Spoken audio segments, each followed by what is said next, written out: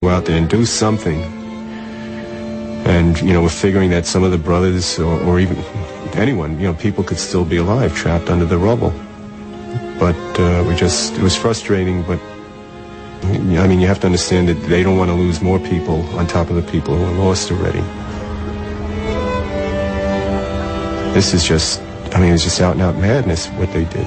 The Prophet himself, because of the circumstances, engaged in battle, in warfare, but he had a certain code of conduct that he followed. So you have to separate fanaticism, which every religion has, from the reality and the truth of that religion. These are fanatics who have lost sight of what the purpose of religion is, and they're acting, on their own. What hurt me probably most of all was out of the World Trade Center attack was that here is a religion that I entered because of the universality and the tolerance that is throughout the book and throughout the sayings of Prophet Mohammed. Yet these people who did that and were behind it and planned it were just so intolerant and so disregarding of their own tenets that they could do something so horrific and kill people in such a horrible manner.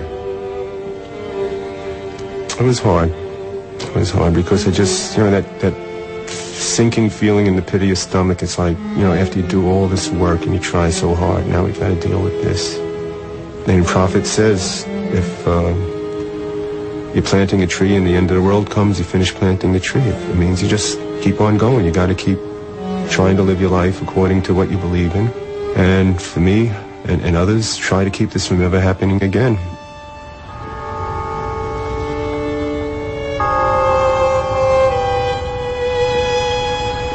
September 11th underscored the need to have dialogue with non-Muslims and other faiths to understand each other and to try to resolve these hot spots that fester and cause this type of hatred. The death and destruction in New York City that was caused by this terrible, terrible act in the name of Islam has propelled the Muslim community in New York to respond in many different ways. And one of the ways that I want to respond is the way the Prophet would have responded. To just talk about the humanity which we all belong to. Since September 11th, Muslims have gone to churches, to synagogues, to schools, to explain our faith. However, people still kept asking, where are the Muslims? And why aren't they doing something about it? So I started thinking about this, and I said, what is it that we are not doing right? Maybe we need to respond in a more gentle way.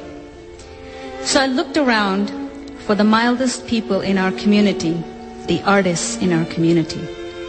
And the first person I called was Muhammad Zakaria.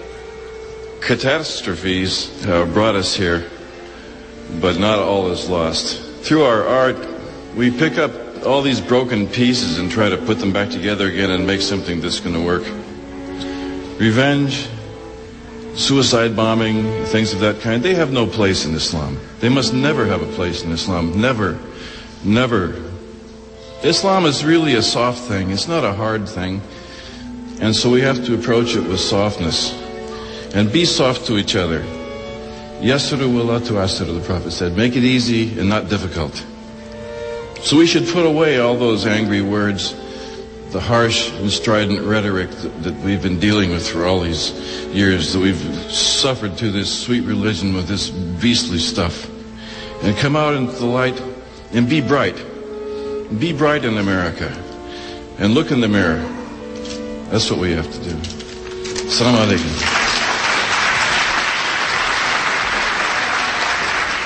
This piece is the golden rule of Islam.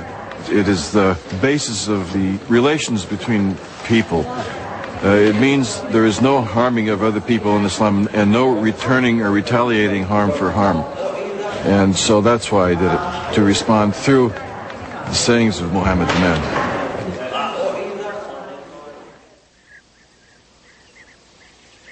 By the year 628, The battles that had occupied the Muslims for the preceding 4 years had come to an end.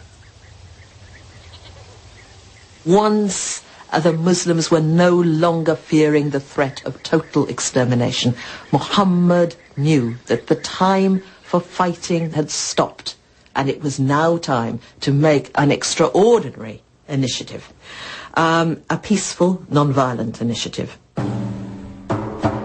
He astonished the whole Muslim community and the whole community of Yathrib by announcing that he was going to go on the Hajj pilgrimage.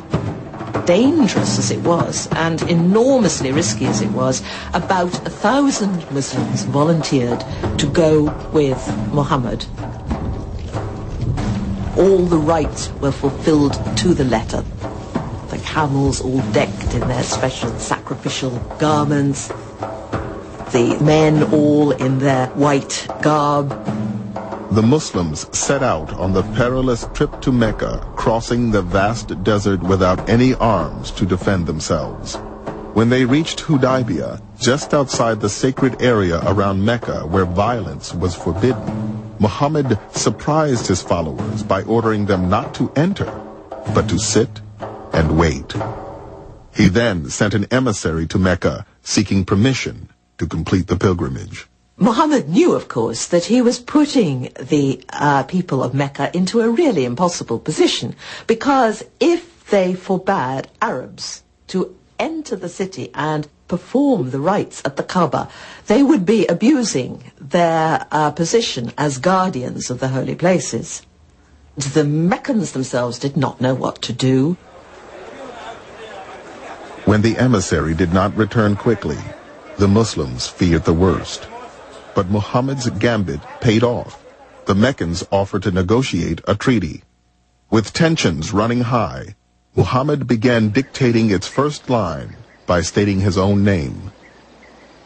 Ali was taking down the notes with the Meccan negotiator at his side, and when Muhammad began saying, "The Prophet of God," the Meccan said, "I don't believe you're the Prophet of God. I can't sign to that." So he said, "Fine, Muhammad, son of Abdullah." And many of the Muslims felt that this was a major insult. The Muslims sitting round at Hudaybiyah watched this in utter dismay. There was almost a mutiny. 1,000 pilgrims stood refusing to accept this. Muhammad went back into his tent where he had his wife Salama, and he said to her, "What shall I do?" And she gave him some excellent advice. Part of the ritual of the Hajj was that you sacrifice a camel. And he went out and he sacrificed one of the camels, and somehow some kind of necessary tension was released. The ritual sacrifice of an animal traditionally marked the end of the pilgrimage. Grudgingly, the Muslims considered the pilgrimage complete and headed back to Medina. Muhammad had compromised on every major point in the treaty, but he had won the most significant concession. In return for postponing their entry into Mecca for a year, the Muslims had secured 10 years of peace and official recognition as a political entity. Muhammad had proved himself as capable a diplomat as he was a religious leader.